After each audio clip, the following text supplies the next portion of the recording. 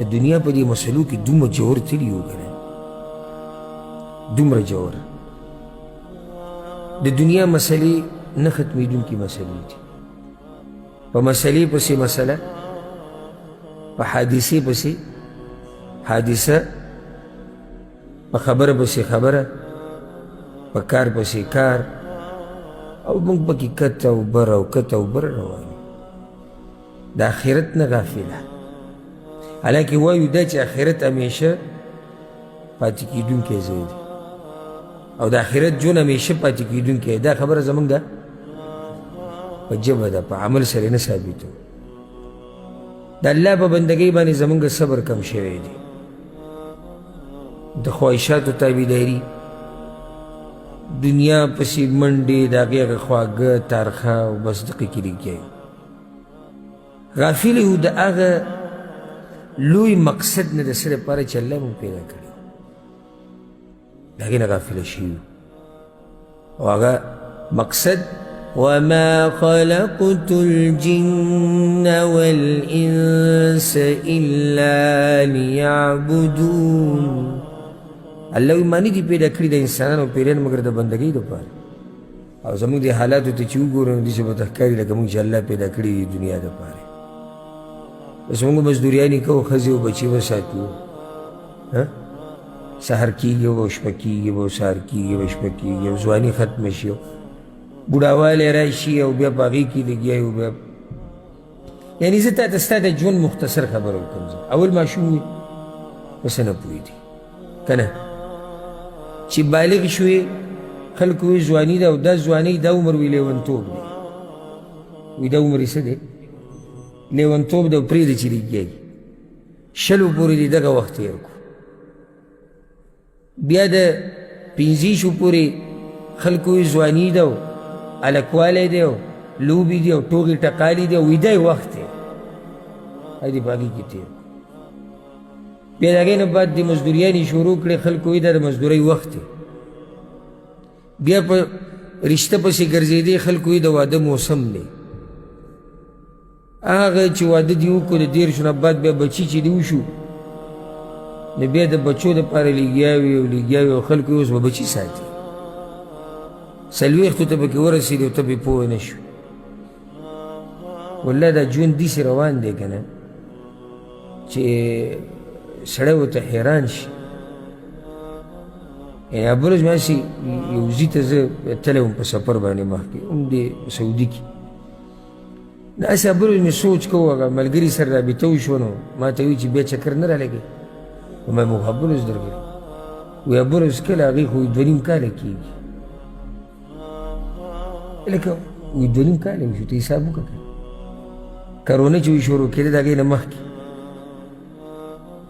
یعنې حق حیران پاتې شوم والله 2.5 کاله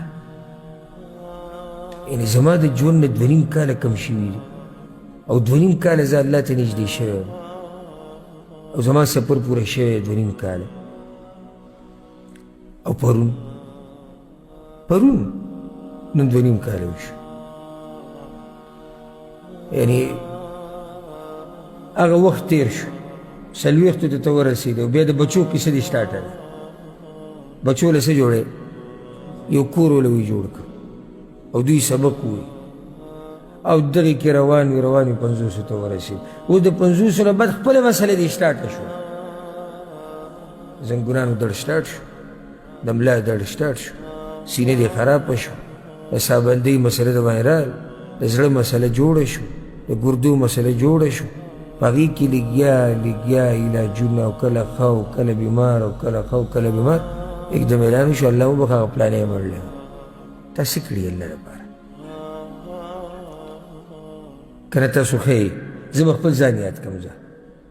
تاسو نه به دا سوال نه کوم تاسو به زما نه ښیئ انشاءالله خو زه د خپل ځان نه دا سوال وکړم چې ما څه کړي اوس تاسو نه به نه کوم کېدي چې بس ملګري خفه شي چې به موږ باندې بدګماني کړي اوس د اوسه پورې تا څه کړي دي او کوم چې دلته موږ سره سپین ګیري ناست دي که د هغو نه مې اوس تپوس وکړو هغوی راته بیان کړي نو هغوی زما په دې خبره باندې ښه رسېدلي دي کوم چې سپین ګیري موږ سره په دې درس کې ناست دي هغوی زما په دې خبره باندې ډېر ښه پوه شو او هغوی به په زړه کې ویم اوس چې حقیقت تی وي او څه ناشنا حقیقت تی وي دا نه دي پوه شوي ګورې دا ږیره کې چې سپین لګېدلي دي که نه دوی نه دي پوه شوي دوی خو شیشې ته وکړي دوله وایي دا خو سپینه شوه او دی له دې سوچ کړو چې اوس پورې څه ده ځواني ده چې خبرېدو هغه ځواني نه هر څه ختم شي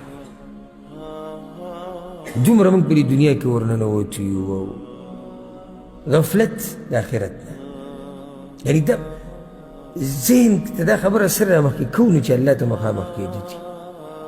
او قیامت به راځي او حساب کتاب دی امام بخاري دا باب هم دې دپاره راوړی تا ته وایي د الله بندوي قیامت را روان دی اخو وایي دومره نږدې دی چې پیغمبر وایي زه او قیامت موږ داسې راغلي وې الله قرآن کې څه وایي اقترب للناس حسابهم وهم في غفلة معرضون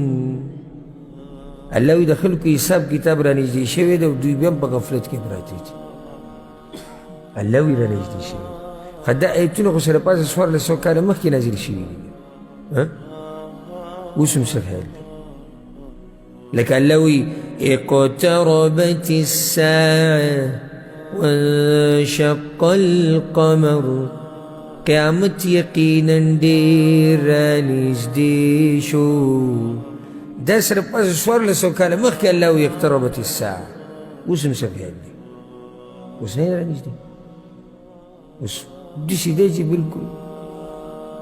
او هېڅ پته یې نه لګي او بیا موږ په غفلت کې او شهوات او خوشحالیانې او خواهشات او دنیا کته او دنیا بر او مستي مستیانې زموږ نه ختمېږي زموږ هغه د پښتنو خبر پښتانه د کافر ټکوي کافر الکوالی ده او کافره ځواني ده هغه نه ختمېږي که ته د خولې نه څه ټکی راوباسي وایي ځواني ده که د خولې نه ټکی راوباسي وایي هلک دی